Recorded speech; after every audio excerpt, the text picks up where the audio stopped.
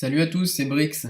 Alors je vous propose aujourd'hui un tuto sur Illustrator pour voir les bases du logiciel pour tous ceux qui n'ont jamais trop osé ouvrir ce logiciel.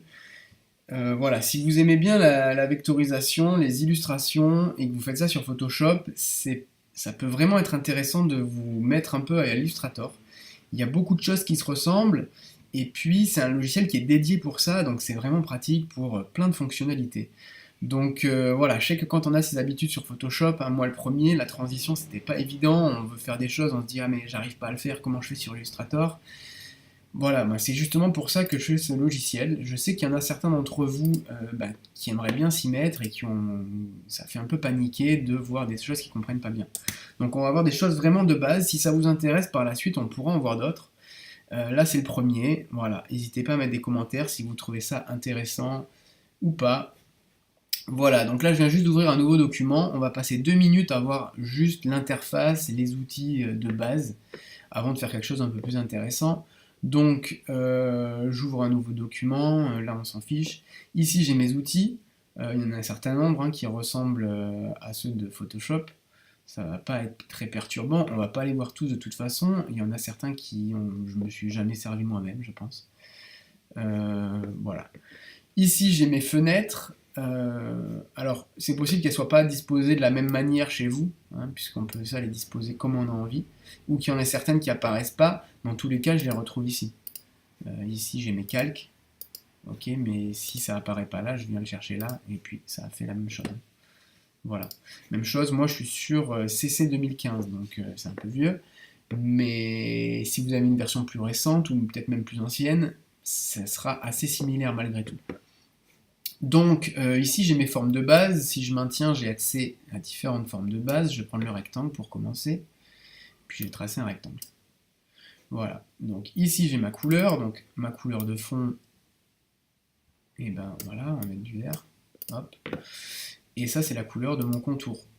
Je vais laisser en noir, et là je peux choisir, donc ici j'ai toutes mes options de forme et de contour, je peux augmenter le contour. Voilà, et puis si je clique ici, dès que j'ai un texte en orange, ça veut dire que c'est cliquable et que j'ai des options supplémentaires. Par exemple, ici, je peux choisir d'avoir un bord arrondi, ou je peux choisir d'avoir le contour à l'intérieur, par exemple. Voilà. Bon, on verra ça si on en a besoin plus tard.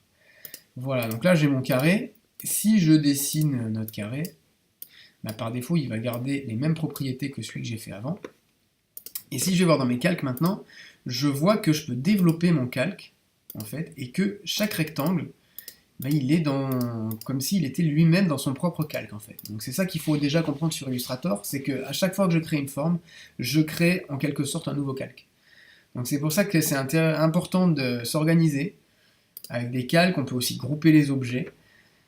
C'est important d'avoir des calques, d'avoir des groupes, parce que quand on a une créa qui a beaucoup d'éléments, on peut avoir 200, 300, 2000 calques. Donc voilà, il faut les grouper pour ne pas se perdre. Et puis pour si on veut en modifier certains, pas avoir à chercher. Même si on y a accès, pas uniquement par ici. On peut avoir des cliquets, mais bon, on verra ça plus tard. Bref, on va démarrer, on verra les choses en même temps qu'on fait. Ce que je vous propose là, c'est de faire le tuto que Rébi nous a proposé sur Photoshop, avec ce petit champignon Mario, pour ceux qui l'ont essayé. Et ben là, on va essayer de faire la même chose, mais en utilisant Illustrator cette fois-ci. Voilà, donc j'ai juste ouvert mon image, j'ai fait ouvrir une image, du coup elle est dans mon calque. Là, ce que je vois, c'est que mon plan de travail, il est plus petit que mon image. Pour ça qu'il y a un rectangle ici. Bon, en vrai, c'est pas gênant, mais on va regarder ça déjà, le plan de travail. Ici, c'est l'outil plan de travail. Du coup, là, je vois mon plan de travail et je peux l'agrandir pour qu'il fasse la taille que je veux. Et je peux aussi, ici, directement rentrer des coordonnées. Alors, si en millimètres, ça ne vous parle pas et que vous voulez des pixels, si vous voulez faire une signature, je mets 500 pixels par 300 pixels. Directement, ça me fait mon format signature. Donc, ça peut être assez pratique. Voilà, donc pour l'instant, on va le laisser comme ça. Je vais le verrouiller pour ne pas le modifier, et puis je vais faire un nouveau calque pour travailler dans un nouveau calque. Voilà, donc je vais retourner dans mes formes de base ici, et je vais prendre l'ellipse, on va commencer par faire le chapeau vert. Donc je fais une ellipse, alors vous voyez que en fait je pourrais pas avoir le même dessin avec une ellipse que ce chapeau. C'est pas une ellipse ce chapeau, c'est un genre de patate plutôt. Donc je fais quelque chose qui fait grosso modo la taille. Voilà. Donc mon fond blanc, bah là je ne je veux pas de fond. Ici je choisis pas de fond. Et mon contour, on va mettre quelque chose d'un peu flashy pour que ça ressorte bien. Et voilà. Alors ça, bon, moi je vais aller peut-être un peu vite quand je vais le faire. Les raccourcis importants à connaître, c'est V, c'est la flèche noire, A, c'est la flèche blanche. Ok, ça c'est indispensable. P, c'est la plume. Ceux-là, il faut les connaître. Donc voilà, donc là, avec ma flèche noire, si je dis V, je suis en flèche noire, je déplace mon objet entièrement. Si je me mets avec la flèche blanche, je vais modifier uniquement des points. Donc si je sélectionne ce point, je peux le modifier sans que les autres bougent. Voilà, donc là c'est ce que je vais faire. Je vais choisir les points et je vais venir les déplacer pour faire ma patate.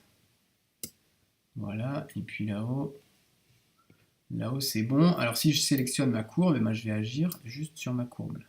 Si je ne me place pas sur le point, mais sur la courbure elle-même. Voilà, bon, c'est pas parfait, vous ferez ça mieux si vous voulez. Moi je vais dire que c'est bon. Voilà, donc là, si je vais dans mon calque, eh ben, ça s'appelle plus une ellipse, ça s'appelle un tracé, parce que c'est plus une ellipse, j'ai modifié les points. Voilà. On va reprendre l'ellipse et on va faire les points blancs maintenant. Hop. Donc ça c'est comme sur Photoshop, hein. Si je clique et glisser, ça me change la taille. Si je maintiens espace, je déplace ma forme. Donc je fais quelque chose, voilà, comme ça. Ici, hop, même chose. Tac. Et puis là, ça doit être un cercle, on dirait. Donc si je maintiens majuscule, j'ai la contrainte pour avoir un cercle parfait. Voilà. Ok, donc là dans mon calque, j'ai mes 3 ellipses et j'ai mon tracé. Donc je vais sélectionner mes 3 ellipses, je maintiens majuscule, soit par là aussi, hein, ça ne change rien du tout. Majuscule pour ajouter des objets à la sélection, et je vais les grouper. Commande G ou CTRL G en fonction de votre ordi. Voilà, donc là j'ai mes 3 ellipses dans un groupe. Ok, donc ces 3 ellipses, je veux qu'elles aient un fond blanc, et je veux qu'elles n'aient pas de contour. Voilà. Et puis maintenant, je veux que ces ellipses elles soient contenues à l'intérieur de ma patate verte, qui n'est pas encore verte, que je vais mettre en vert d'ailleurs. Donc, je vais la mettre en vert. Et je vais laisser un fond noir. Et on va dire que c'est 5 points. Voilà. Alors, donc pour que mes points soient... On va faire un masque d'écrêtage pour qu'ils soient compris à l'intérieur de mon chapeau vert. Alors, quand je vais créer mon masque, je vais utiliser mon tracé, mais mon tracé va servir de masque, donc je vais le perdre en fait. Donc il faut que je le duplique. Donc je le sélectionne, je le copie, commande C, et si je le colle, il va se mettre à côté. Moi je ne veux pas ça, je veux le coller devant. Donc ça c'est CTRL F, ou sinon vous l'avez ici, coller sur place. Non, coller devant, voilà. Alors coller devant, c'est comme coller sur place, sauf qu'en plus, normalement, il se met en premier plan ici. Et c'est très bien parce que c'est ça que je veux. Moi, je veux au premier plan mon masque, et puis derrière, ce que je vais faire mon masque d'écrêtage. Voilà, donc je sélectionne les deux, et dans Objet, je vais dans Masque d'écrêtage, Créer. Et là, voilà, c'est bon. Donc là, voilà. Alors le seul truc, c'est que là, vous voyez qu'en fait, vu que j'ai un contour qui est au milieu, ça on l'a vu tout à l'heure, on va le faire tout de suite maintenant, on va aller dans mes options de contour, et là je vais vous dire que mon contour est à l'extérieur, et comme ça mon contour ne va pas couper mes petits points blancs. Et comme ça c'est nickel. Voilà, donc là on a notre chapeau. Je masque mon calque, on peut même créer un nouveau calque, comme ça on va être pas perdu, et on va faire la petite tête maintenant. Alors ça on pourrait faire avec des formes de base, on va faire à la souris, je pense que ça va être plus rapide. La souris, la plume, pardon. La plume, normalement, vous savez comment on s'en sert. Hein. Alors là, pareil, je ne veux pas de fond pour voir ce que je fais. Voilà. La plume, j'espère que vous savez vous en servir. Si c'est pas le cas, j'espère que vous allez apprendre. Mais il y a déjà des tutos sur Photoshop sur l'utilisation de la plume, donc ça change rien. Ça, c'est exactement pareil. Donc je vous laisserai aller voir les tutos Photoshop sur l'utilisation de la plume. De toute façon, si vous galérez un peu au début, on peut revenir après à intervenir sur chaque point. Bon, voilà. Moi, je le fais vite fait. Vous pourrez passer un peu plus de temps si vous voulez. Donc, je vais garder un contour de 5 points et puis je vais mettre une couleur chair un petit peu. Voilà, un truc comme ça. Très bien. Voilà. Ok.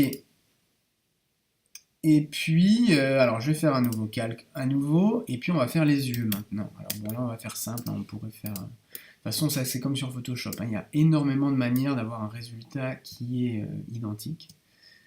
Voilà, donc hop, une ellipse, une autre ellipse pour le petit point blanc. Voilà, là je veux que ça soit noir. Alors là je peux, en cliquant ici, je permute le fond et le contour. Donc vu que j'ai mon fond noir, je vais le permuter comme ça. J'ai mon fond qui est... Bon, à la place de mon contour, c'est mon fond. Et puis je veux pas de contour, donc je supprime. Et puis ici, je veux pas de contour, et puis je veux que ça soit blanc. Voilà. Et puis là, je vais les aligner l'un par rapport à l'autre. Donc je vais les sélectionner tous les deux. Et puis là, je vais les aligner. Alors, pour que celui-là ne bouge pas, je clique à nouveau dessus. Et puis là, il est un peu surligné. Ça veut dire qu'il sert de référence. Si j'aligne verticalement, et ben, il ne bouge pas. Et c'est lui qui vient s'aligner dessus. Ça, c'est super pratique. Je suis sûr d'être parfaitement au milieu. Et Photoshop, pour ça, c'est un peu chiant. Il faut faire une sélection. J'aime pas utiliser ça sur Photoshop. Voilà, donc maintenant je sélectionne les deux, je peux même les grouper direct, ok, CTRL-G, ça me fait un groupe, et puis je vais le sélectionner, le déplacer, je maintiens majuscule pour rester aligné, et je maintiens Alt pour le dupliquer en même temps, ok. Et voilà, et comme ça, c'est parfait.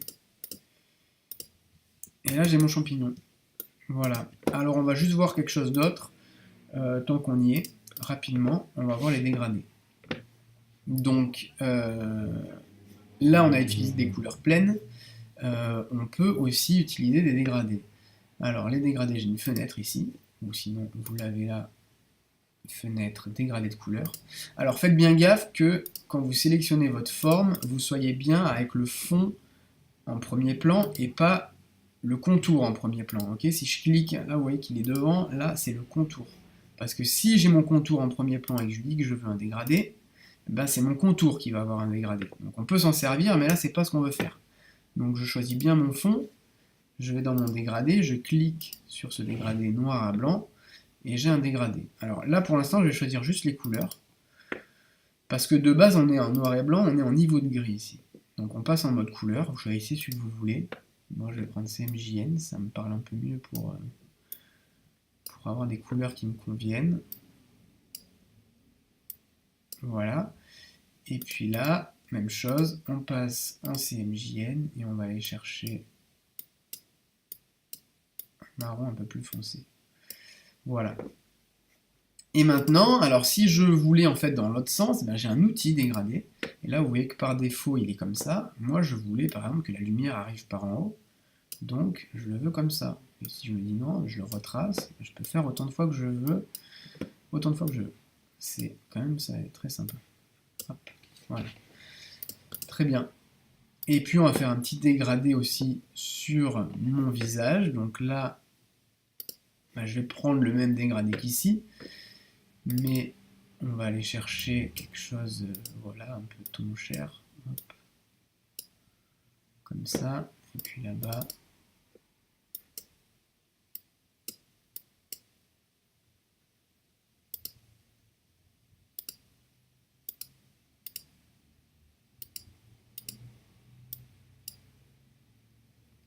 Voilà.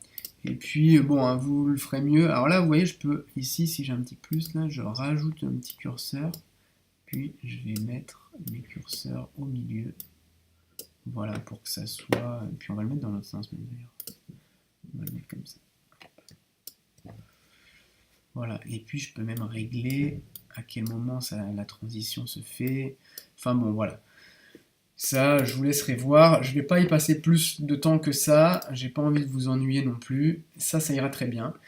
On va juste l'exporter parce qu'il y a une chose sur Illustrator, c'est que si j'enregistre, bah, les seuls formats proposés sont des formats Photoshop ou PDF. Donc si vous voulez vous en servir après sur Photoshop, c'est pas pratique. Donc pour ça, il faut juste savoir qu'il faut exporter. Et là, j'ai différents formats, dont PSD. Alors ça, c'est assez génial parce qu'on peut récupérer les calques de Illustrator. On peut l'ouvrir dans Photoshop et ça me fera des calques sur Photoshop. Donc après, si on veut appliquer des textures, ou enfin, si on veut faire des choses un peu plus complexes et qu'on a l'habitude de Photoshop, on peut passer par la suite sur Photoshop. Bon, là, on va faire un PNG, parce que là, vous voyez que mon arrière-plan est blanc, mais en fait, il est transparent. Ça me montre du blanc, mais c'est transparent.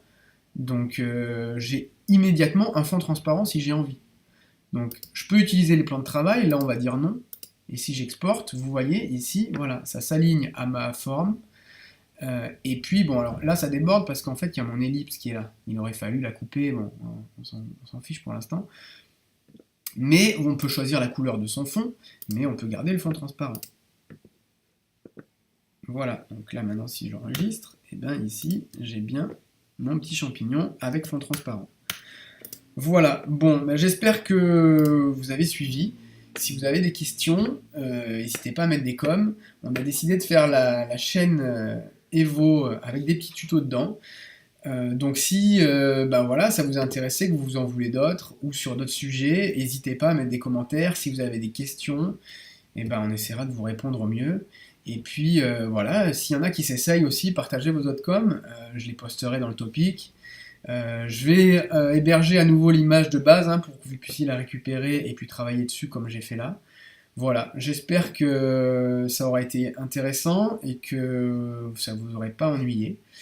Je vous dis à très bientôt et puis j'attends de vos nouvelles. Allez, bye.